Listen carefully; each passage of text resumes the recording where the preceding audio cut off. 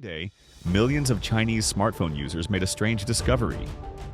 They didn't uninstall any apps, they didn't use a VPN, and they didn't block a single advertisement. They simply changed one setting on their phone, from Simplified Chinese to traditional Chinese, and suddenly the entire digital world around them changed. Pop-up ads disappeared, annoying banners stopped chasing them, apps became cleaner, faster, and easier to use, and even prices on ride-hailing and services quietly dropped. Customer service responded faster, interfaces became simpler, and the constant feeling of being hunted by algorithms vanished. By pretending to be Taiwanese, ordinary Chinese users had discovered a way to escape the digital cage built around them. And that raises a far more uncomfortable question. If you have to pretend to be a foreigner just to be treated with basic respect, what does that say about the system you are living under? Welcome to China Revealed. Subscribe for a clearer view of what is really happening inside China. Two versions of the same digital China. What Chinese users stumbled upon by switching their phone language was not a glitch. It was a window into how China's tech system truly sees them. The moment a device is set to Simplified Chinese, it is quietly labeled as a domestic user. And that label carries an invisible meaning inside China's algorithmic economy. It means this person is trapped. It means they have no real alternatives, and it means they can be monetized without mercy. Inside China, almost every essential digital service is controlled by a small number of giant platforms. Messaging means WeChat. Payments mean Alipay or WeChat Pay. Transportation means Didi. Entertainment means iQIYI, Tencent Video, or Youku. There is no meaningful competition. Western platforms like Google, YouTube, Netflix, or Uber are blocked. App stores are tightly controlled. VPNs are hunted. This creates a closed ecosystem where users cannot easily escape, no matter how badly they are treated. That is why the Chinese versions of these apps are designed the way they are. They are not meant to be pleasant. They are meant to extract. Every screen is a battlefield for your attention. The home page is stuffed with unrelated services. A payment app becomes a social network. A map app becomes a shopping mall. A ride-hailing app becomes a loan company. Everything is designed to push you deeper, to keep you inside longer, and to give the algorithm more opportunities to sell your time. But when the system believes you are a foreign user, everything changes. The moment you switch your phone to traditional Chinese or English, the same apps quietly load a different personality. The interface becomes clean. Only core functions remain. Ads disappear or shrink. There are no loan offers, no gambling-style lucky draws, no endless promotional banners. Even customer service suddenly becomes more responsive because the system assumes you might be a foreigner, someone who could cause international trouble or simply uninstall the app. This is not an accident. It is a deliberate business strategy. Chinese tech companies operate under two completely different logics. Inside China, their goal is maximum monetization. They assume users will tolerate anything because they have nowhere else to go. Outside China, their goal is growth and survival. If their apps behave like they do domestically, foreign users would delete them within seconds. So overseas versions must behave like civilized software. The result is two digital worlds built on the same codebase. In one world, the Chinese domestic user is treated like a captive audience. Their time is sold to advertisers. Their data is harvested. Their patience is exploited. Every second they spend opening an app, searching for content, watching a video, or even pausing playback becomes an opportunity to inject another advertisement. In the other world, the foreign user is treated like a valued customer. Their time is respected. Their experience is streamlined. Their interface is designed to be simple and fast. Not because Chinese companies suddenly become ethical, but because they are afraid of losing them. This difference reveals something much deeper about China's digital economy. It is built on the assumption that the Chinese public will endure almost anything, and over time they have been trained to do exactly that. Chinese users have learned to wait for the skip button. They have learned to accept dozens of permission requests without reading them. They have learned that if they want to watch a show, they must first survive several layers of ads. They have learned that privacy is the price of convenience. This is not because they enjoy it, but because the system gives them no alternative. That is why the discovery of the language trick was so shocking. It proved that all this suffering was never necessary. The companies were fully capable of providing clean, fast, and elegant software. They simply chose not to for their own people. When Chinese users realized this, it felt like betrayal. The same companies that proudly advertised their technological brilliance were deliberately giving their own citizens the worst version of their products. Not because of technical limits, but because of economic calculation. The algorithm does not see nationality. It sees risk. Domestic users are low risk. They cannot easily leave. Foreign users are high risk. They can walk away. And in China's digital capitalism, the ones who cannot escape are the ones who get squeezed the hardest. That is why millions of people now pretend to be Taiwanese, not out of political identity, but out of survival. They are not changing who they are. They are changing how the system sees them. Because in modern China, the only way to be treated like a human is to stop being seen as a Chinese user. The two faces of China's super apps. Once people realized that switching their phone language unlocked a cleaner digital experience, they began running their own experiments. They compared the Chinese versions of major apps with their English or traditional Chinese counterparts, and what they found was deeply unsettling. These were not small cosmetic differences. They were two entirely different products hiding behind the same logo. Take Alipay, the most important financial app in China. For domestic users, Alipay is no longer just a payment tool. The home screen is packed with food delivery, ticket booking, short videos, shopping portals, loans, credit offers, insurance promotions, and lucky draw games. The bottom navigation bar constantly pushes lifestyle content and promotional messages. Every corner of the interface is designed to pull the user into something they never came for. As a result, the app becomes bloated, slow, and exhausting to use. But when the same Alipay account is accessed through the English or overseas interface, the app suddenly becomes something very different. The homepage shows only what a payment app should show: scan, pay, receive, and transfer. All the distracting services vanish. There are no short videos, no shopping portals, no loan pop-ups. It feels like a modern financial tool, not a digital shopping mall. The same pattern appears in China's official railway ticket app. For Chinese users, the app opens with advertisements. Search results are mixed with hotel promotions and car rentals. Order pages include credit card offers and loyalty programs. Even a government-run transportation app has been turned into an advertising platform. The experience is slow, cluttered, and frustrating. But in the English version, everything changes. There are no ads. The interface is simple and focused. There are only three main functions: book tickets, view orders, and manage personal information. It supports international credit cards and works smoothly. It presents the image of a technologically advanced country to foreigners, while domestic users are left to navigate a maze of distractions. Ride-hailing apps show the same split personality. In the Chinese version of Didi, the screen is filled with discounted rides, pooled rides, special promotions, grocery shopping, food delivery, and even financial services. It is no longer just about getting from point A to point B. It is about pushing the user to spend more time and money inside the app. The English version, however, looks almost like Uber. Clean, direct, and focused. No loans, no shopping, no gambling-style promotions. Just choose a ride and go. Some users even discovered that rides booked through the English interface were often cheaper and matched with better-rated drivers, likely because the system prioritizes foreign users to avoid complaints or international disputes. These differences are not just about design. They reveal how Chinese tech companies rank human beings. Domestic users are treated as inventory. Their time, attention, and behavior are commodities to be sold. Foreign users are treated as clients. Their experience must be protected. This is why Chinese apps feel so aggressive at home and so polite abroad. In China, the platforms are monopolies. Users cannot escape.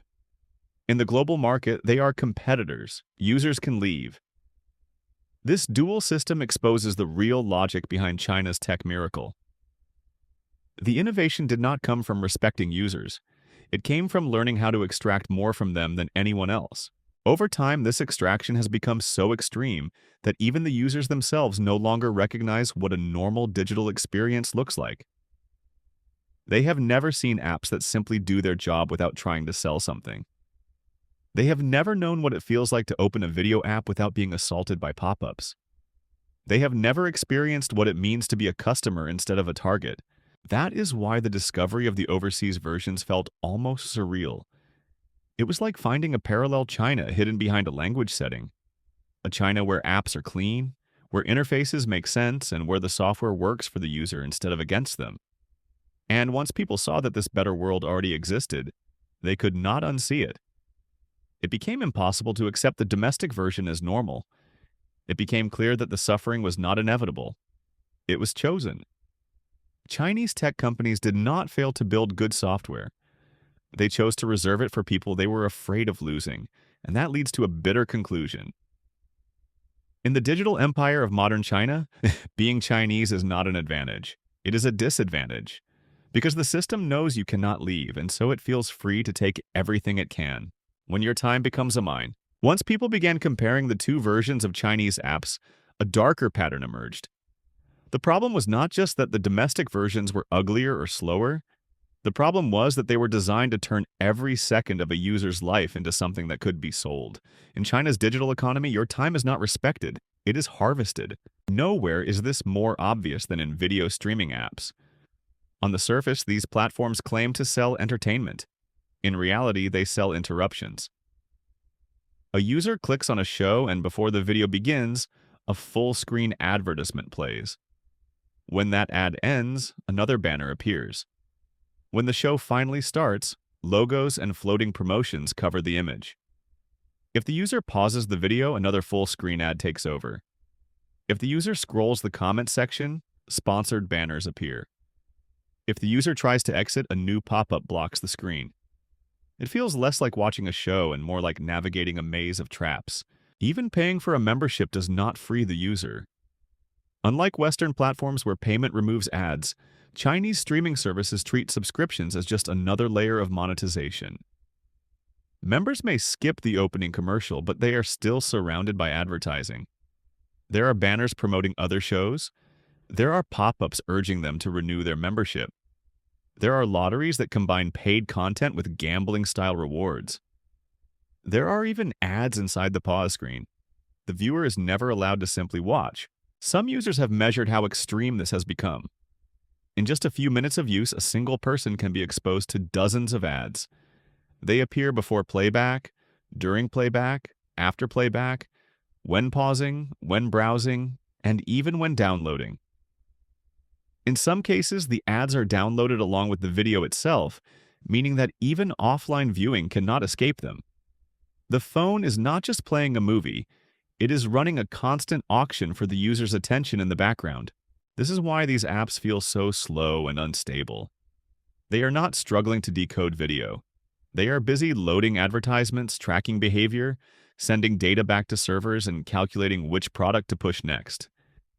Every swipe, every pause, every hesitation becomes a data point. The user is not just watching content, they are being studied, and this logic does not stop at entertainment. It extends into everyday life.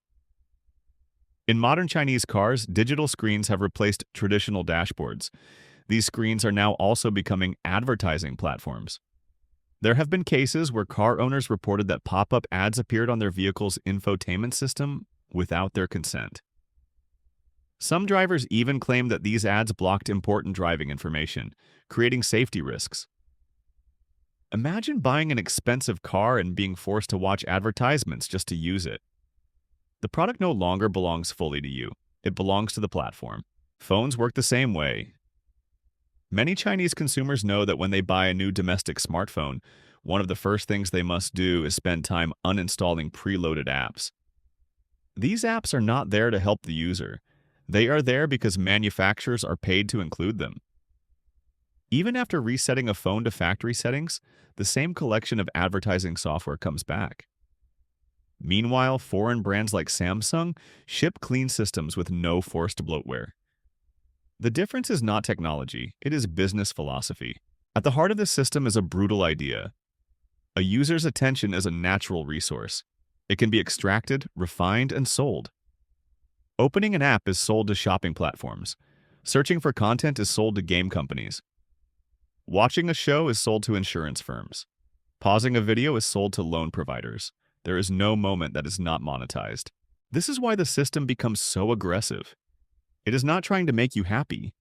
It is trying to maximize how much of you it can sell. And once users realized that the overseas versions of these same apps did not behave this way, the truth became impossible to ignore. The exploitation was not a technical necessity. It was a business choice. A choice made because the domestic audience was considered powerless to resist. In this system, being a Chinese user means your time is cheap, your patience is expected, and your attention is for sale. Why Chinese users are treated like they cannot leave. To understand why Chinese tech companies behave this way, you have to look at the structure of China's digital world. In most countries, users have choices. If one app becomes abusive, they can switch to another. If a platform shows too many ads, people uninstall it. Competition forces companies to behave.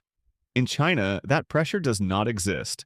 Almost every essential digital service is controlled by one or two giant platforms. If you want to message anyone, you must use WeChat. If you want to pay for anything, you must use WeChat Pay or Alipay. If you want to hail a ride, you must use Didi. If you want to watch popular shows, you must use one of 3 state-approved video platforms. There is no Google, no YouTube, no Netflix, no Uber. These services are blocked or restricted. VPNs are discouraged and sometimes punished. The result is a closed digital ecosystem where users are trapped inside a small number of corporate gates. Once a product becomes infrastructure, it no longer has to compete for users. It only has to compete for how much it can extract from them. That is the position Chinese super apps are in today. They are not fighting to keep customers. They are fighting to squeeze more revenue out of each one. This is why the domestic versions are so aggressive. They are built for a captive audience. If a Chinese user deletes Alipay, they lose the ability to pay in most places. If they delete WeChat, they lose contact with friends, family, employers, and even government services. These apps are not optional, they are mandatory. Foreign users are different. They are not trapped. If a Chinese app annoys them, they uninstall it and move on. That is why the overseas versions are so polite. The companies are not being kind, they are being afraid. This logic also explains why Chinese users have been trained to tolerate abuse. Over time, people adapt. They learn to wait for skip buttons. They learn to accept permission requests without reading them. They learn to ignore pop-ups. They learn that frustration is just part of digital life. Eventually, they stop expecting anything better. One famous quote by a Chinese tech executive captured this mindset. He once said that Chinese users are willing to trade privacy for convenience. The sentence was widely criticized, but it reflected a deeper truth. The system was built on the assumption that people will give up control if it makes life easier. And once they do, it becomes almost impossible to get it back. Overseas users never accepted this deal. Western app stores strictly limit how much data an app can access. They punish companies that abuse permissions. They remove apps that violate privacy rules. This creates a different culture. Users expect software to respect boundaries. Chinese companies know this, which is why their overseas products behave so differently. Inside China, however, there is no such protection. The same companies are allowed to read contact lists, scan photo albums, monitor behavior, and push endless ads. There is no meaningful oversight, and because everyone else does it too, no one feels pressure to stop. This also affects how companies are run internally. Teams are judged by how much money they generate, not by how happy their users are. Payment departments want to become social networks. Social networks want to become financial platforms.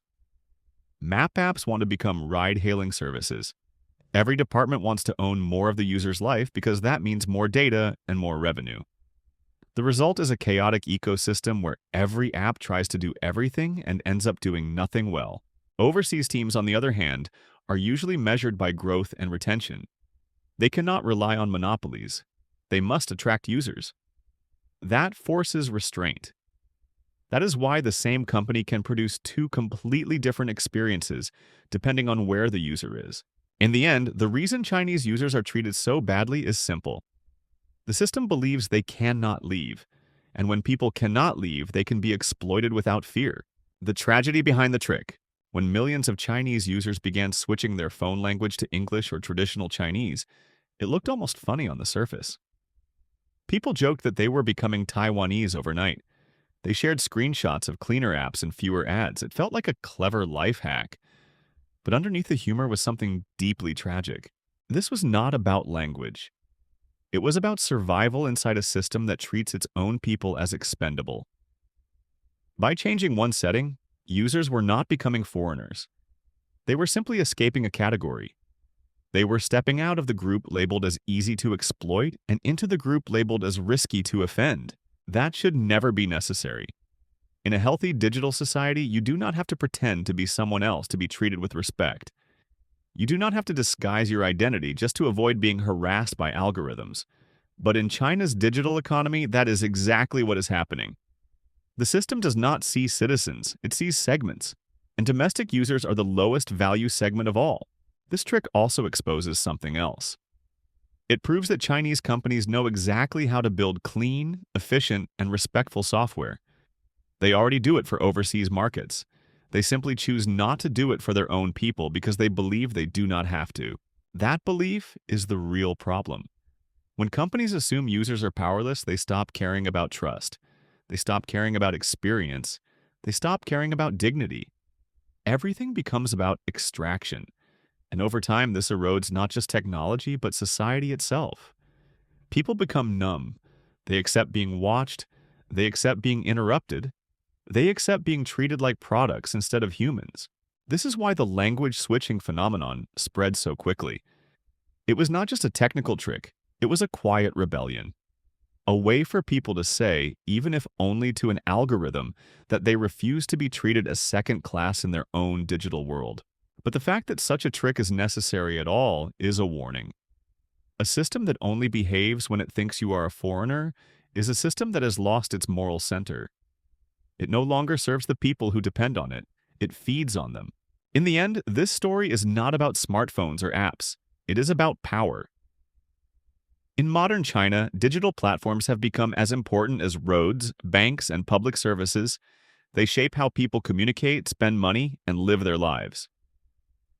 When those platforms decide that their own citizens are worth less than outsiders, something has gone very wrong.